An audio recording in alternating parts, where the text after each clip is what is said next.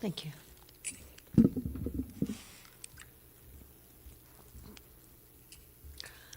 Jaya Radha Madhava Kunja Bihari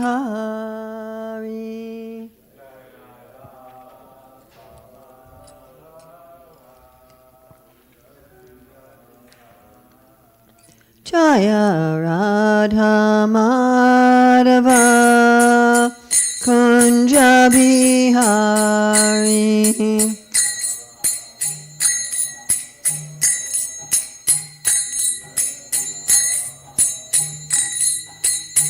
Gopi Jana Vallabha Girivardhari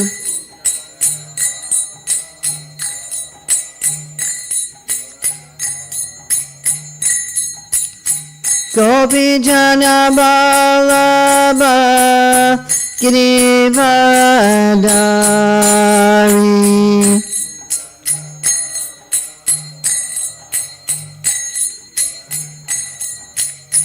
Yasodanandana Braja Janaranjana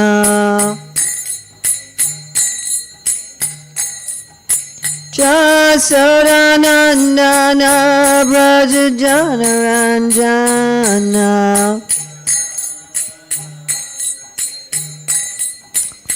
Yamunatiravanachari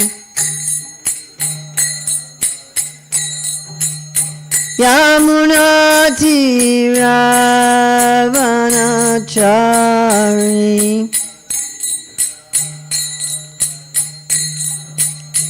Jaya Radha Madhava Kunja Bihari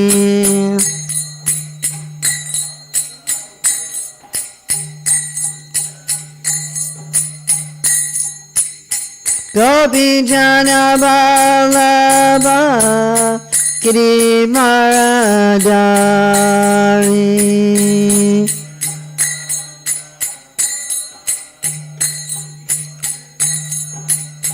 Yasodanandana Braja Janaranjana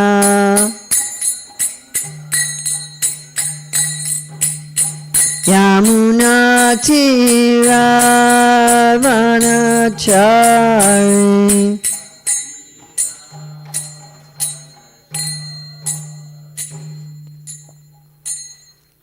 Jayam Vishnupad Paramahamsa Parvartikacharya Astotara Satyashri Srimad His Divine Grace A.C. Bhaktivedanta Swami Maharaj Prabhupada Ki Jai. ISKCON Founder Acharya Srila Prabhupada Ki Jai. Ananta Koti Vaishnava Vrinda Ki Jai. Namacharya Srila Haridas Thakur Ki Jai. Prem Shri Kaho Shri Krishna Chaitanya Prabhu Nityananda Shri Advaita Gadadhar Shri Vasadi Gaura Bhakta Vrinda Ki Jai. Shri Shri Radha Krishna Gogopinath Shaima Kunda Radha Kunda Giri Govardhana Ki Jai. Vrindavan Dhama Ki Jai, Mathura Dhama Ki Jai, Navadvip Mayapur Dhama Ki Jai, Jagannath Puri Dhama Ki Jai, Ganga Maya Jamuna Devi Ki Jai, Bhakti Devi Ki Jai, Tulsi Maharani Ki Jai, Samaveta Bhakta Vrinda Ki Jai, Gaur Premanande. All glories to the assembled devotees. All glories to the assembled devotees. All glories to the assembled devotees.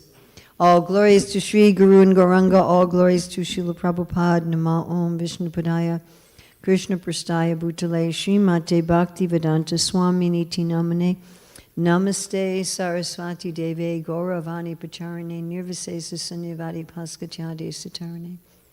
Vandeham Sri Guru Sri Yuta Padakamalam Sri Gurun Vaishnavamscha, Sri Rupam Sagrajatam Sahagana Raganatam Vitam Stam Sajivam, Sadvaitam, Sadvadutam, Parijana Sahita, Krishna Chaitanya Devam, Shri Radha Krishna Padam Sahagana Lavita, Shri Vishakam Vitamscha, Vanchakalpachupascha, Kipasindabhye Bhattapatitanam Pavanevyo Vaishnavevi Namo Namaha. Om Namo Bhagavate Vasudevaya. Om Namo Bhagavate Vasudevaya. Om Namo Bhagavate Vasudevaya. So it's December 28th, 2025 in New Goloka, Hillsborough, North Carolina. We're going to be reading from Srimad Bhagavatam, Canto 10, Chapter 70. We're going to read 3 verses, 22, 23, and 24. So 10, 70, 22. Tatraika Puruso Rajan Agato Purva Darshanaha Vignapito Bhagavate Pratiharai Praveshitaha. Please chant.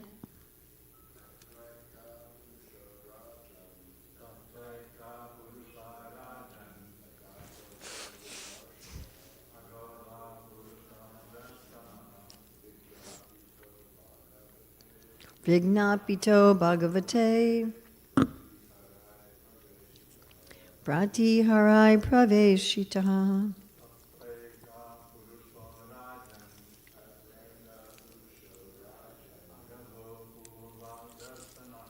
Agato Purva Darshanaha Vignapito Bhagavate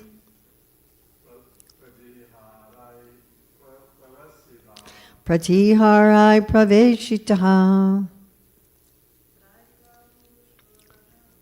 Tatraika Purusho Rajan Agato Purvadarshana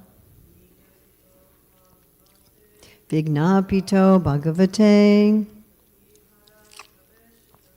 Pratiharai Praveshitaha Tatra. There, Ekaha, one, Purushaha, person, Rajan, O King Parikshit, Agataha, did come, Apurva, never before, Darshanaha, whose appearance, Vignapitaha, announced, Bhagavate, to the Supreme Lord, Pratiharai, by the doorkeepers, Praveshitaha, made to enter. BBT translation. Once a certain person arrived at the assembly, O king, who had never been seen there before.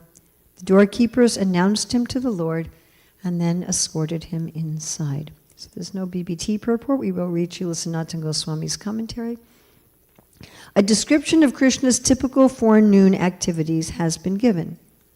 One day, at that time, a king's messenger arrived. An incident is related out of similarity to previous events described. The person had not been seen previously. O king, Sukadev calls to the king out of a special rasa concerning a different incident. He existed, Rajan, as the messenger sent by the kings, or he did not shine, having a pale complexion, Rajan, because of the great suffering of his masters. It was suitable that he was announced Vignapitaha to the Lord by the doorkeepers, because the Lord was revealing all his powers. Or he was announced to the Lord even though the Lord was omniscient, Bhagavati, or later by the Lord's order, Vignapitaha, he was made to enter. Going on to text 23. Sanam askritya krishnaya pareshaya kritanjali Ragnam avedaya dukam jarasandha nirodajam. Translation. That person bowed down to Krishna, the Supreme Personality of Godhead, and with joined palms he described to the Lord how a number of kings were suffering because Jarasandha had imprisoned them.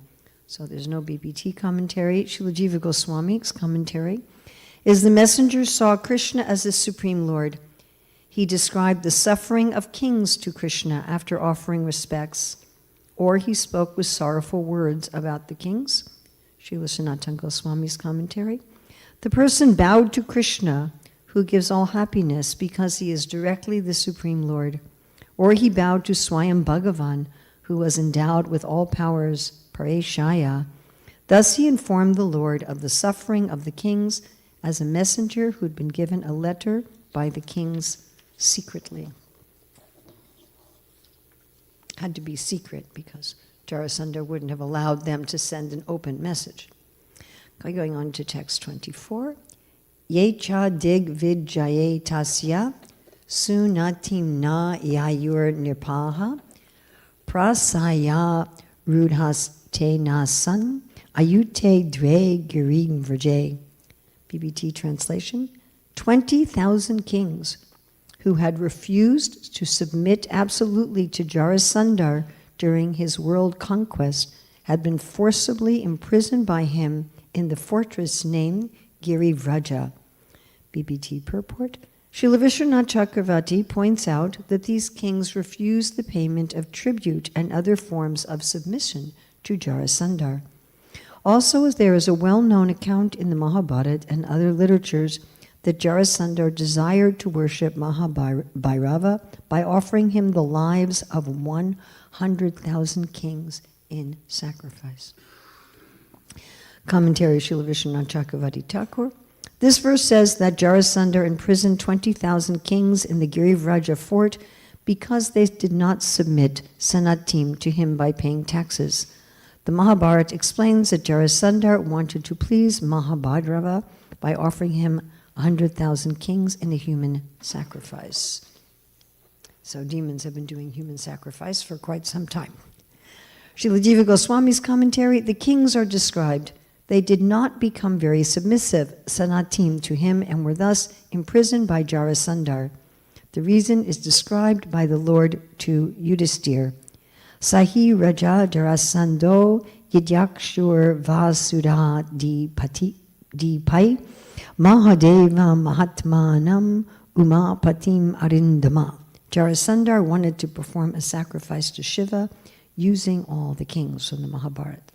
Srila Sanatana Goswami's commentary, the kings, because they did not become submissive, sanatim, to Jarasandha, had been imprisoned by him. Or who were the kings?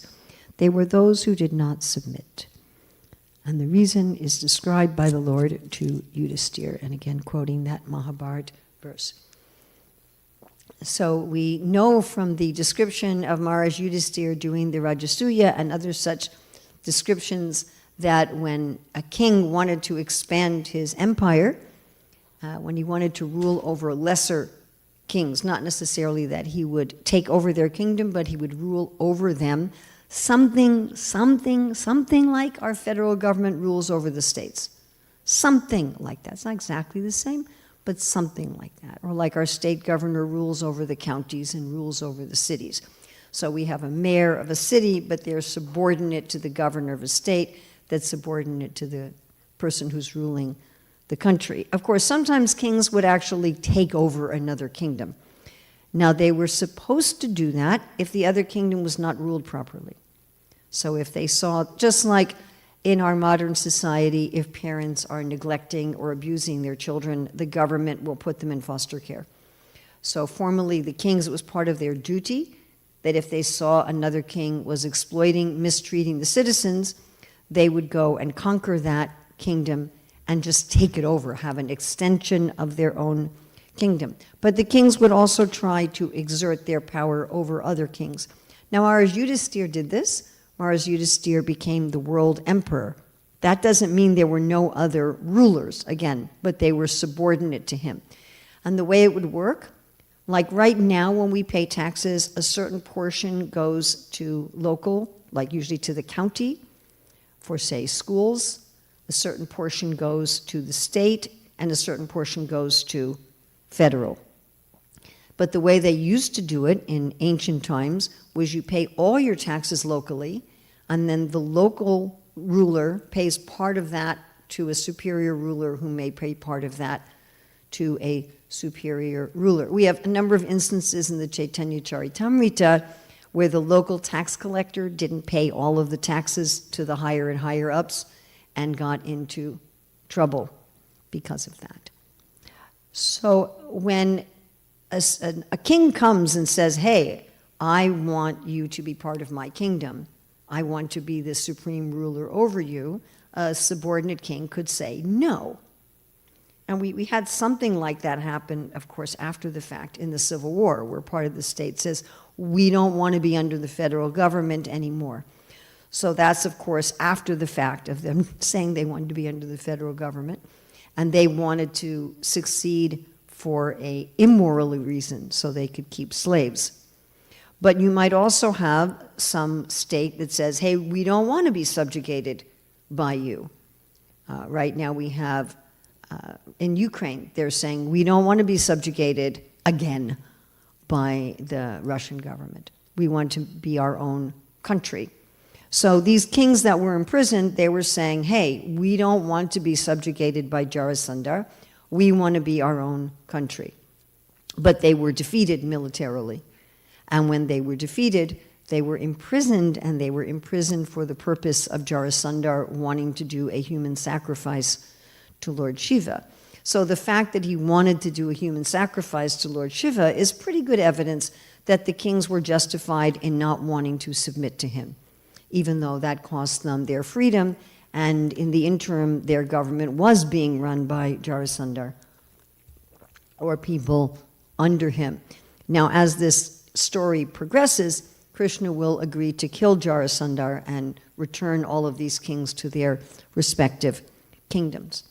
But here we can see that these kings were doing the right thing by not agreeing to submit to Jarasandhar. They did the honorable thing, the morally correct thing, the dharmically correct thing, but it didn't work out. They were defeated and they were imprisoned. And this often seems to be the case in the world, correct? What are they have this saying, no good deed goes unpunished. And sometimes it seems like that we suffer for doing the right thing. I mean, look, had they submitted to Jarasandhar, he might have allowed them to continue to rule their kingdom and just pay tribute to him, because that's what he was asking for, tribute. And they're like, we're not giving you any tribute. We're not going to be under you. But it seems like that. Sometimes when you stand up for righteousness, that you get persecuted, you get imprisoned, you get killed. So many things. And the situation is definitely one of the reasons why the atheists say that they don't believe in God. They say if there's an all-powerful, all-good God, that shouldn't happen. That if you stand for the laws of God, if you follow God, he should protect you. And if he doesn't, there's something wrong with him. Why isn't he protecting you? Of course, even those of us who are parents, we sometimes allow our children to experience the results of their bad decisions, as long as it's not going to do some kind of permanent damage to them, correct? Sometimes you allow that, because that's often a very good way to learn. And as the child gets older and older, you withdraw more and more, and you protect them less and less from their bad decisions. Of course, you go on giving them good instruction. You say, hey, this is what you should do. But then you say, hey, whatever you want to do. However, in this case, it seems that they're being punished for making a good decision. And of course, the ultimate understanding of this is going to come later in this story, when the kings are actually released by Krishna. And they say, we don't blame you, we don't even blame Jarasandhar. We see that this is a reaction to our own material attachment. But putting that aside for the moment, because that's later on in the story, we want to just focus on the fact that sometimes doing the right thing involves some kind of sacrifice. It involves the willingness to go through some difficulty for doing the right thing. And when that happens, all the time actually, the devotees ask Krishna, please protect my dharma, please protect my integrity, please protect my righteousness. And the Lord, out of his compassion, does that. He protects our external dharma. This is talking about the king's external dharma as kings. But he also ultimately protects our Sanatana dharma. And sometimes Krishna protects our Sanatana dharma at the cost of our external dharma if there's a conflict between them. So doing the right thing with integrity often involves some sort of sacrifice. There's a verse in the Bhagavad Gita in the 10th chapter where Krishna says, of causes for victory, I am morality. And whenever I talk about this verse, I talk about the fact that we don't win all of our battles in life. Right? A lot of the things that we want, that we fight for, don't happen. But sometimes, even though we lose, we've kept our integrity, which is the case with these kings here. They lost. They lost to Jairus. They lost to an evil king, but they kept their integrity. Have we all had this experience? Right? Yes? Everyone's had this experience? And don't you feel like that's a kind of win? Where you say, hey, what I wanted didn't happen. I wasn't able to fix this situation. I wasn't able externally to make things right, but I never gave up my principles. I didn't sacrifice my principles. I didn't sacrifice my integrity. That's a kind of satisfaction, isn't it? It's a kind of victory. And Krishna says he is that kind of victory. He is the victory of morality. And frankly, if we're not willing to sacrifice for our dharma, for our morality, we don't really have it. Like there's this kind of bewildering verse in the Bhagavatam spoken by Prahlad Maharaj saying that those who are not devotees don't have good qualities. And we're like, well, wait a minute. I know of many people who are not devotees of the Lord and who display good qualities. Elsewhere, Prabhupada will say that non-devotees can have good qualities. But what happens is that if we feel threatened enough, if we feel the consequences for displaying our good qualities are severe enough, we'll give up that good quality. Like I'm sure all of us here are honest, but I doubt if any of us are 100% honest in all circumstances, right? Anybody 100% honest in all circumstances? And when are we not honest? We're not honest when we think the cost of being honest is more than I'm willing to pay. I'm just not willing to pay that cost. Now, if we're in Tamagun, we'll give up our good qualities very easily. If we're in Rajagun, it's like the bar gets higher. In Sattvagun, the bar gets higher. And when one is a pure devotee of the Lord, there's no bar. One always displays good qualities under all circumstances, because one is fully aware that I'm not this body, I'm not actually going to suffer in this world, and I'm much more interested in pleasing the Lord by behaving according to his rules than any kind of consequence I may get temporarily by following those rules. So that's the real test. I was giving class yesterday about how the mercy of the Lord, it's called Parama Brahma Shukshma. It's very fine mercy, expansive and fine mercy. And Prabhupada writes in Krishna book, chapter 88, how the mercy bestowed by the Lord among to the tried devotee, someone who's been tested. Prabhupada talks about how the disciple has to pass the test of the spiritual master. What's the test? The test is, am I going to do the right thing, even when apparently there's going to be negative consequences for doing that? This is why Arjuna is told, Matra sparshas tukantaya sitos nasukadukada agama payano nityas tam satikshva sabarata. Because Arjuna said, hey, if I do my duty and fight this war, bad things might happen. People that I care about are going to die. And that's exactly what happened. Right? His son Abhimanyu died by cheating. Even the people that he was responsible for killing, like Bhishma, was very dear to Arjuna. It was very painful for him to have Bhishma die. It was very painful for him to have Dronacharya die. The whole battle was painful. It was painful to Maharaj Yudhisthira. And Krishna's like, you have to tolerate that. There's going to be some consequence. Srila Prabhupada gives the example in that purport about you take a bath even in the winter when it's cold out. You're not going to say, well, it's cold. I'm just going to be dirty. Or you cook in the kitchen in the summer when it's hot out. You're not going to say, well, everyone's just going to eat, potato chips out of a bag because I'm not going to cook because it's too hot. And each of the varnas and each of the ashrams have their particular dharma for which they're expected to sacrifice. Brahmanas are expected to sacrifice for truth. We can think of like journalists who get jailed for not revealing their sources, or a journalist in a war zone who gets killed along with the combatants. Or we can think of people who were religious reformers, who were persecuted and tortured and killed by their own religious institution. Right? I forget his name. What was his name? Starts with a T. The one who started printing the Bible in the local languages. And he was tortured and killed. And then his body was ill-treated. It was cut up into pieces and so forth. He didn't have a proper burial.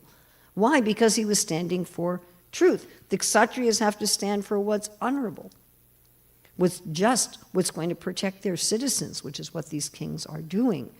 The Vaishyas have to protect the land and the cows and the water and the air, even if it means that not doing so will be more profitable. They have to say, sorry, we're going to protect our seeds, we're going to protect the integrity of our animals, we're going to protect the integrity of the soil. And the Shudras have to be willing to sacrifice to protect the integrity of their craft or their service. They're going to say, sorry, we're not going to make things in a factory. We're going to make things by hand and keep that quality of service. We're not going to produce fast food that makes you sick and so forth. And in the various ashrams, the brahmachari is going to protect their time for study. They're going to say, sorry, I've got to study the shastras. That's my duty as a brahmachari. The grihastha is going to protect their spouse, their children, their home, their honorable profession. The vanaprastha is going to protect their austerities. The sannyasa is going to protect the purity of his life, like Sri Chaitanya Mahaprabhu, who wouldn't meet with kings. He wouldn't meet with kings and rich, influential people, because then he said, people will gossip about me, and they'll say, I'm a renunciate being influenced by these people. I mean, he wouldn't sleep on a mat that Jagadananda brought him. He wouldn't take scented oil that Jagadananda brought him. He said, I'd rather be uncomfortable and protect my dharma.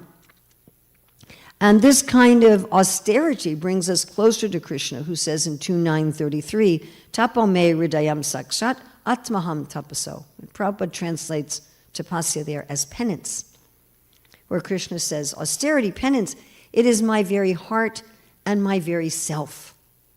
My very heart and my very self. I mean, how do we show anyone that we love them? Okay, being friends and having good times together, but also being there when it's difficult. Showing up when it's not easy. I was just reading that, in the part of the marriage vows in the West are in sickness or in health. And I think I'm not sure if I'm getting the numbers exactly right, but if the husband gets really ill, 7% of the wives will leave. If it's the wife who gets really ill, 23% of the men will leave. I don't want to take care of you anymore because you're sick. Right? So that's not love. Love is showing up and doing our duty, even when it's difficult, even when there's a price. And Krishna says twice in the Gita, don't do other people's duty, even if you think you can do it well. Do your own duty. And Prabhupada says, better to die doing your own duty than to do the duties according to someone else's nature. And that is our connection with the Lord's heart, with his very self. At the same time, the devotees don't depend on their own strength to follow Dharma. They depend on the Lord. As it is said, if we protect Dharma, Dharma will protect us. So that we have this faith that, okay, maybe in this moment I'm suffering by doing my Dharma. Maybe I'm in this prison of Jarasandhar getting ready to be sacrificed to Lord Shiva. By the way, Lord Shiva doesn't like human sacrifices. That's another story. But maybe I'm in that situation, but I trust that Krishna will protect my religious principles. Right? Arjuna goes to Krishna in the Gita and he says, Lord, please protect me. Please be my guru. Please instruct me. I don't know how to follow my dharma. I don't know what to do. Ujjara goes to Krishna. She says, I have my dharma to protect my child, but there's a brahmastra coming. Please protect me. Aditi, when Bali Maharaj and the demons took over heaven, and she says, my son Indra is now jobless and homeless. He can't run the universe anymore from heaven. Please come and protect the dharma of my son and myself. Gadadhar Pandit, when this one scholar came to present his Bhagavatam commentary to Sri Chaitanya Mahaprabhu, And Swarup Damodar rejected it. And Lord Chaitanya also rejected it, because this one scholar was saying, my commentary is better than Sridhar Swami. And Mahaprabhu said, you're like a woman who's rejected her Swami, her husband, and become unchaste. He said, so if you rejected Sridhar Swami, you are also unchaste. You are not faithful. I'm not going to hear your commentary. And he didn't know what to do. He wanted someone to hear his commentary. So he just barged in the house of Gadadhar Pandit, who was a very mellow, mild, non-combative kind of person. And he just sits down. Imagine somebody just walks into your house and just sits down in your living room and starts reciting their commentary. And Gadadhar Pandit thought, well, this is a senior person. He's a scholar. I can't just throw him out. And he's just praying, Sri Chaitanya Mahaprabhu, please protect my Dharma, even if the other devotees criticize me, which they did. And Lord Chaitanya protected his Dharma. Raghunath Das Goswami, when he went in his initial meeting with Lord Chaitanya, he said, I want to surrender unto you, but I'm being restrained at home. Please protect me. And Mahaprabhu said, look, don't be crazy. Go home. Act like a materialistic person. Take care of your duties and wait for the proper opportunity. And then, of course, he sent the proper opportunity through Raghunath Das Goswami's guru, who was having some difficulty with a disciple. When Gopinath Pattanayaka, the brother of Ramananda Roy, was about to be killed, this was also a tax thing, and the devotees went to Lord Chaitanya and please protect the Dharma of your devotees. So when King Prataparudra heard that Lord Chaitanya was being bothered, he immediately excused Gopinath Pattanayaka. And when Gopinath Pattanayaka came to see Mahaprabhu, Mahaprabhu said, you have to actually follow the law. You have to pay the proper taxes to the government. Gopinath Pattanayaka said, let me just give up my job. And Lord Chaitanya said, no, do your job. How are you going to maintain your family? How are you going to maintain Dharma? But do it properly.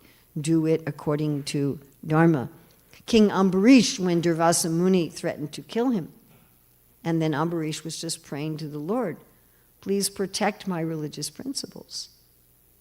I had to break my Ekadasi fast, and I also had to honor my guest, and these two things were in opposition to one another. Please protect me, protect my integrity. Sudama Brahmana, so he was very poor. Somehow or other, doing his Brahmana duties, he was very poor. And he didn't want to he didn't want to become a businessman to become rich. He's like, I want to stick to my Dharma. Of course, he didn't want to go to Krishna, but his wife kind of nagged him, go to Krishna, go to Krishna. He thought, okay, good excuse to go see Krishna, but I won't ask him for anything. So Krishna also protected him, protected his Dharma. Yes, you can stay as a Brahmana, but have all this opulence. The Vrajvasis, when Krishna told them, don't worship Indra, just worship Govardhan.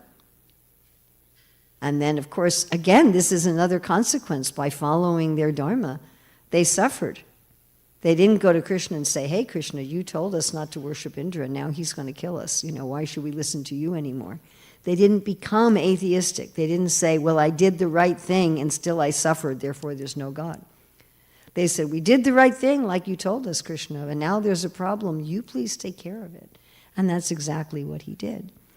When Maharaj Yudhisthira was overwhelmed with grief after the battle, so after the battle of Kurukshetra, so many people died, many of them family and friends of the Pandavas' own children were killed. I mean, it was really horrific.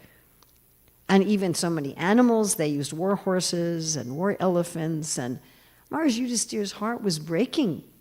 He's like, okay, I did the right thing, I fought for Dharma, but look at this devastation that ensued. He was really depressed. He said, I don't want to become king in this situation. And he went to Krishna and said, Krishna, please help me. Of course, Krishna at that time arranged that Bhishma was the one who helped Yudhisthira. But the point is, Yudhisthira went and said, please help protect me. I did the right thing, but it didn't work out. Draupadi had her magic pot where it would feed an unlimited number of people until she ate. And once she ate, she would eat in the evening after everyone else was fed. It couldn't feed anyone else.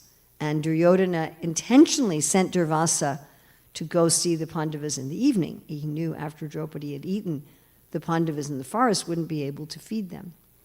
And so Duryodhana and his, sometimes it says 10,000, sometimes 60,000 disciples. That's a lot of people. Imagine if, the breakfast, whoever's cooking breakfast today, so they're seeing how many people usually come in the morning, and they're cooking for that number. And then so imagine like everything's done, right? Everybody's eating breakfast. It's like 8:30, everything's gone. And imagine that some yogi comes with 10,000 disciples or 60,000 disciples and say, hey, please feed me, right? It's actually our duty to feed guests. What are we going to do? There's not even enough boga in the storage room to feed that many people.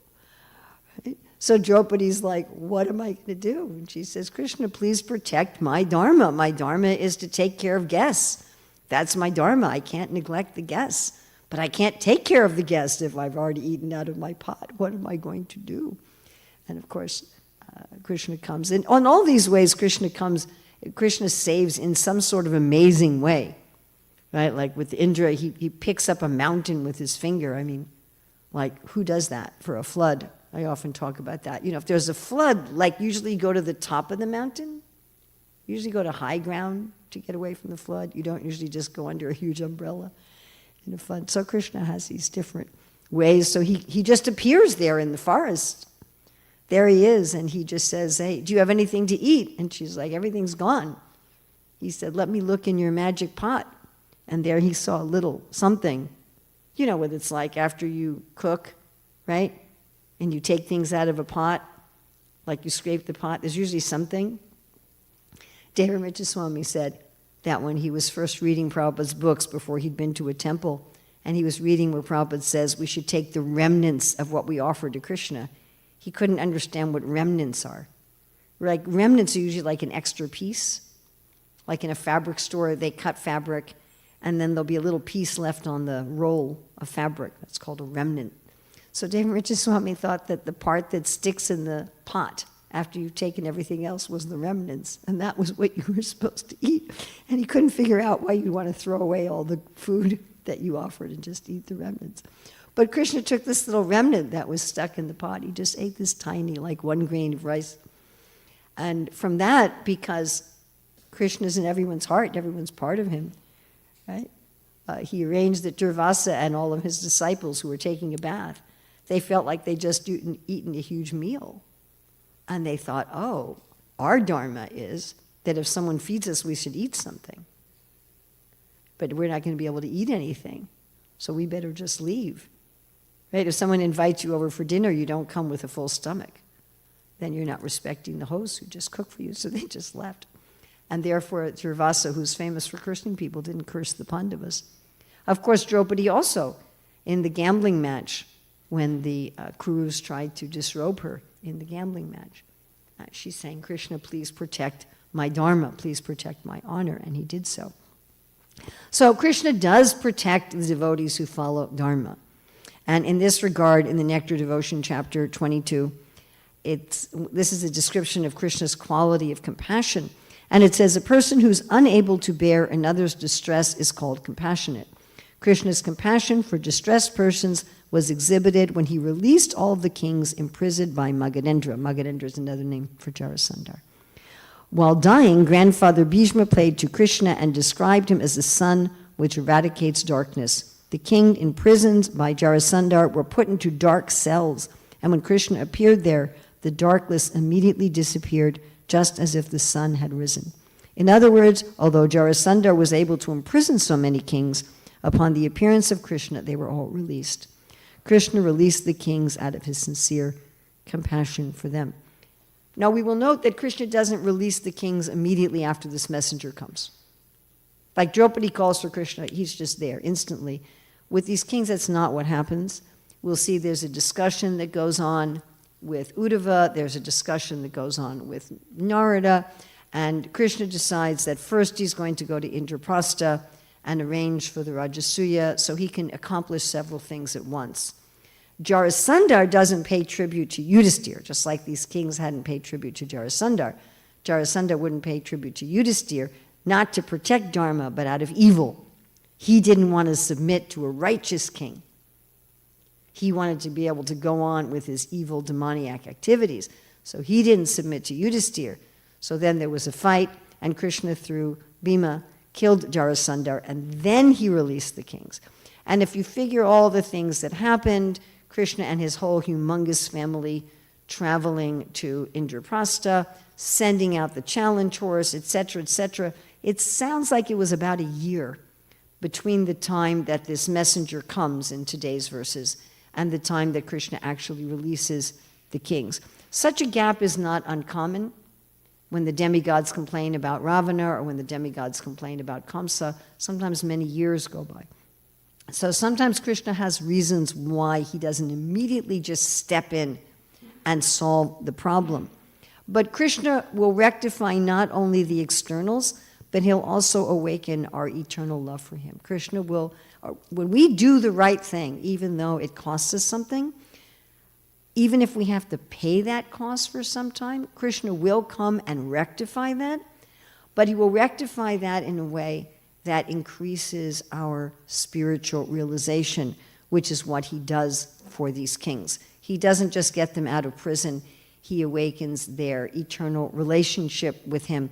The description of these kings when they see Krishna in the prison is amazing. And I don't want to jump too far ahead because we're going to be going up to those verses, but if you want a little preview, go and read it in the Krishna book or in the Bhagavatam, how these kings relish with all of their senses the appearance of the Lord.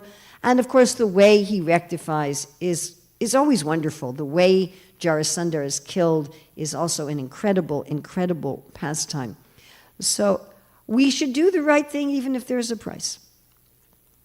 Otherwise, we're not really attached to doing the right thing. If we only do the right thing when it's easy, that is the definition of tamagun, or the mode of ignorance. In tamagun, people will do the right thing in tamagun, but only if it's easy. Only if the price is minimal or non-existent. And as soon as there's a price, boom, they're not going to do the right thing anymore. You know, they'll eat healthy food if it's cheap and easily available. But if they have to, you know, actually cook, and they have to prepare something, and then they're not going to do it. I give the example, like, you know, if the remote control's on the other side of the room, they'll watch whatever's next on the screen. They're not going to do anything that's difficult. So this attachment that I'm going to do what pleases Krishna, I'm going to do what is my dharma, I'm going to do what's right, even if there's consequences for it, that's okay. That's okay. Just like criminal people, they do what's wrong even if there's consequences for it. Why shouldn't I do what's right even if there's consequences? And then I trust that Krishna will adjust everything. Maybe not today, maybe not tomorrow, maybe it'll take a year. Maybe it'll take, like the demigods go to Krishna about Kamsa, it took like 44 years. Maybe it'll take some time before. But Krishna will adjust it in a way that will not only preserve my dharma externally, but what will preserve and increase my Sanatan Dharma, that will have good results for everybody. So having that kind of faith, even in difficulty, is one of the measures of love for Krishna. It's so easy to say, Krishna, I love you, when, you know, everything is perfect, which we should also do. We shouldn't forget Krishna in the good times.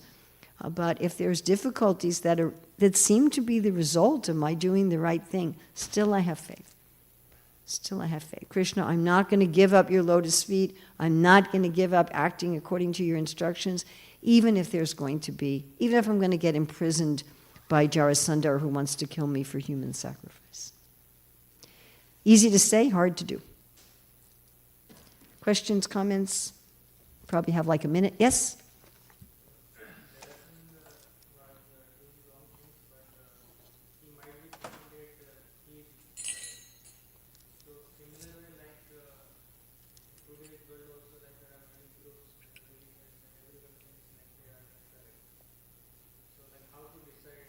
How to decide what's the correct religion? Most of the differences between religions in terms of ritual are very superficial. You know, in all religions there's prayer, in all religions there's reading scripture, in all religions there's some kind of worship, usually with fire, there's some kind of festivities. There's not really that much difference. I mean, if you come to real details, like if you're in an old order Amish, how do they tell you how to dress? But the basic rituals of religion are very similar. If you're going to get to theology, you'll see that there are certain similarities in all bona fide religions. There's a God, we're supposed to serve him, we're supposed to love him, we're not supposed to be attached to the things of this world. And it's again when you get to the details that you're going to find difference. And Srila Prabhupada's mood was, if any religion teaches you to know God and to love him, then it's good. If your religion is not teaching you to know God and to love him, then it's not good. So Prabhupada wasn't so interested in, like, we're going to fight over these details of theology and ritual.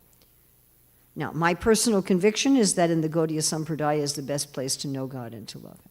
Somebody might feel that they have a better opportunity in another place. I'm convinced that my conviction is objective, not only subjective. That there's more information about God. To know God, you've got to know God. So the more that your religious system teaches you about God himself, not just God in this world, but God himself, the easier to know God. And we have a very detailed science as given by Srila Rupa Goswami, as taught by Sri Chaitanya Mahaprabhu, about how to love God. So I have no doubt that you can know and love God in many religious systems, but I would say that we have the most comprehensive theology and practice. Jarasandha was not trying to know or love God at all. And he was trying to become powerful in this world by evil means that are not accepted by any bona fide religion. So therefore, one can immediately reject what he was doing as improper. Is that all right? Srila Prabhupada ki jai.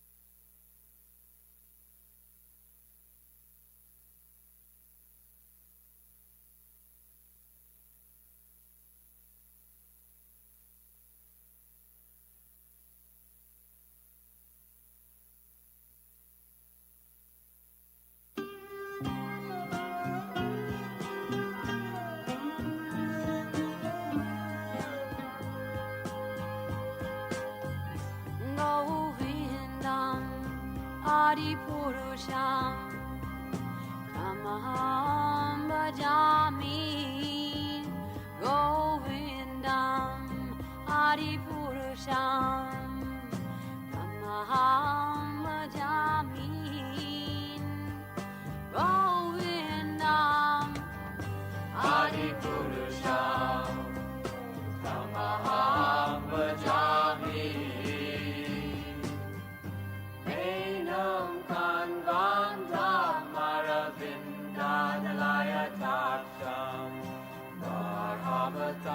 Samasitam Buddha Sundarangam Kandar Bhagom Vitamaniya Vishesha Shobham Govindam Adipurusham Tamaham Bhajami Govindam Adipurusham Tamaham Bhajami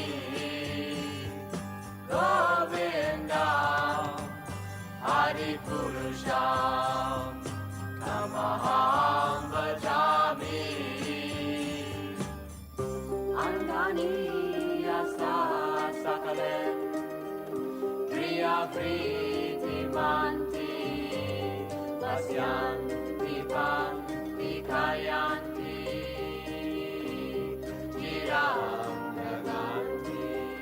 Ananda Chinmaya Sadhu Jala Vigrahasya Govindam Adipurusham Tamaham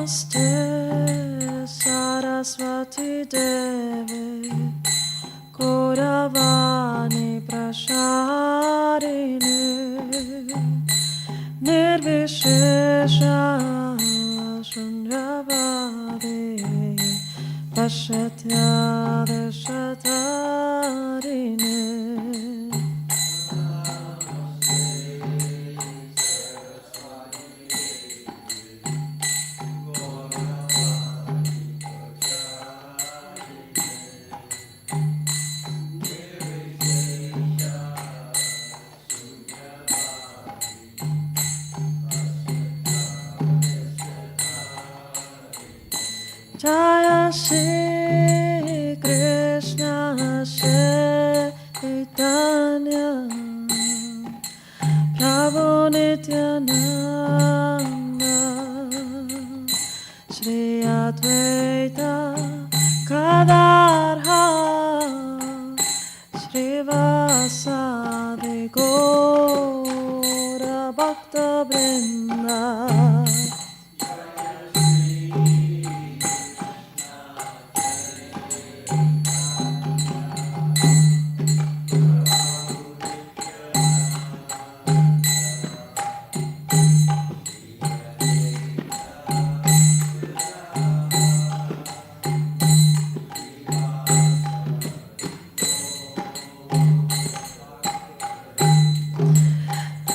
Jaya Shri Krishna Chaitanya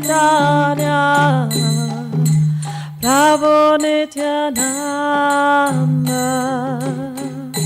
Shri Advaita Gadadhara Shri Vasadi Gaura Bhakta Vrinda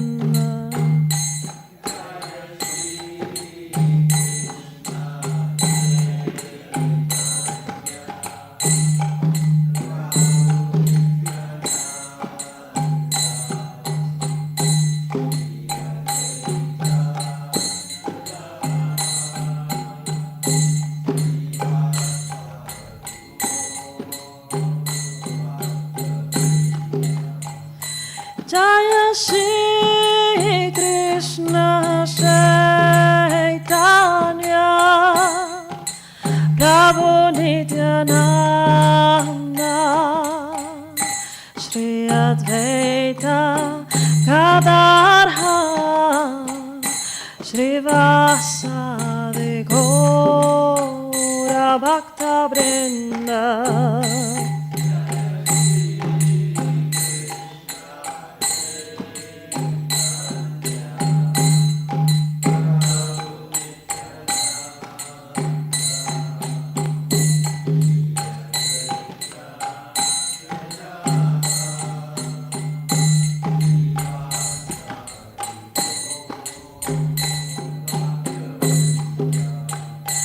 Hare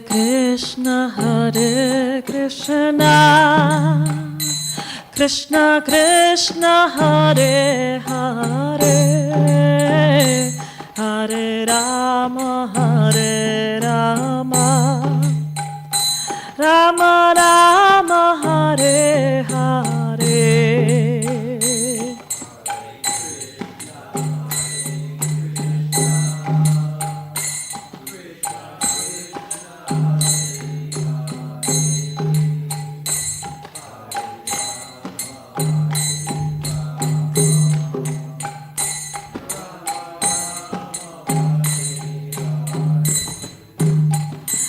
Hare Krishna,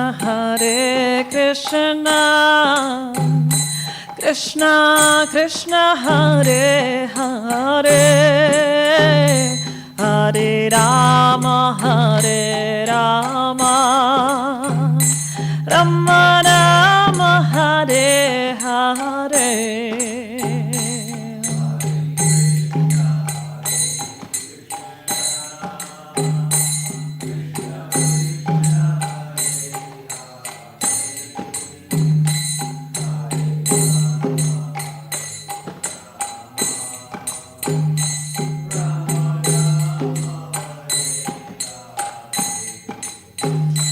Hare Krishna, Krishna Krishna, Hare Hare, Hare Rama, Rama Rama, Hare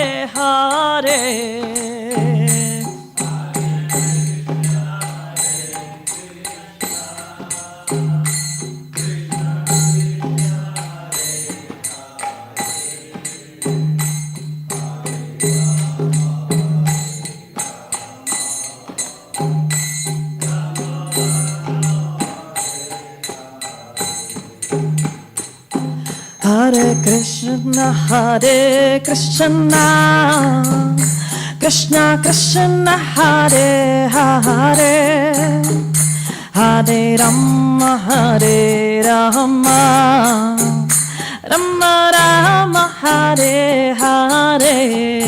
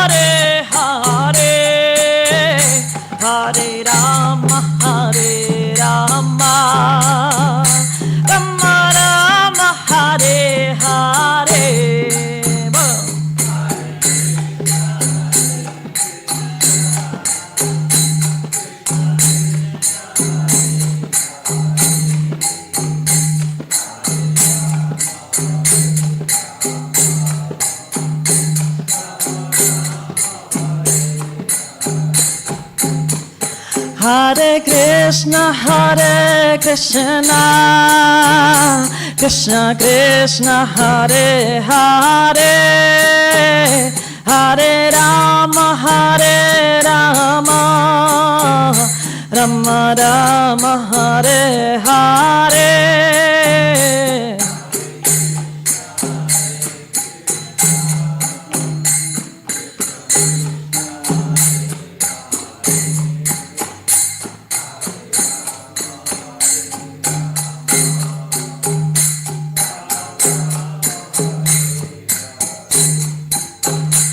Hare Krishna Krishna Krishna Hare Hare Hare Rama Rama Rama Rama Hare Hare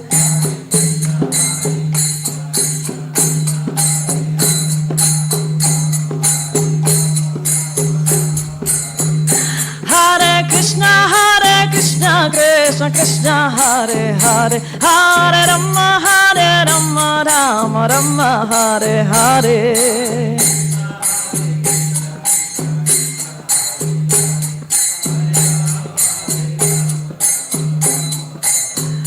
Hare Krishna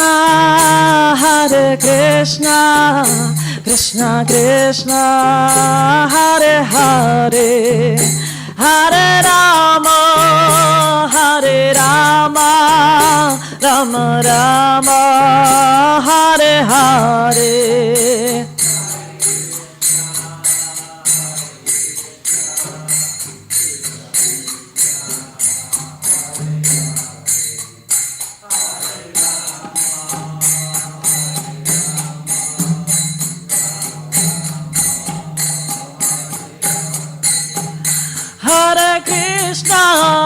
Hare Krishna Krishna Krishna Hare Hare Hare Rama Rama Rama Hare Hare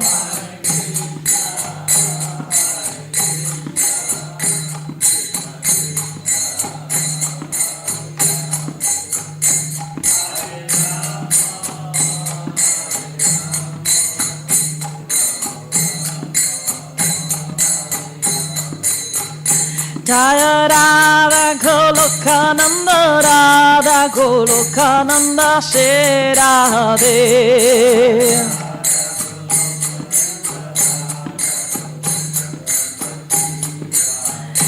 Jaya Radha Goloka Nanda Radha Goloka Nanda Shri Radhe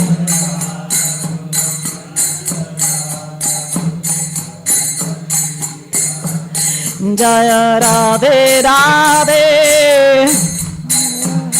Jaya Radhe Radhe Jaya Radha Goloka Nanda Radha Goloka Nanda Shri Radhe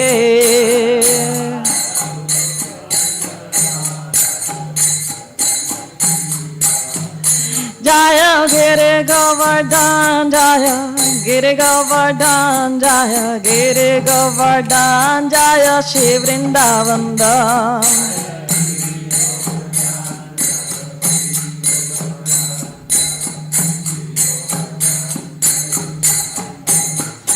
Jaya, Giri Govardhan Jaya, Giri Govardhan Jaya, Giri Govardhan Jaya, Shri Vrindavan Dham.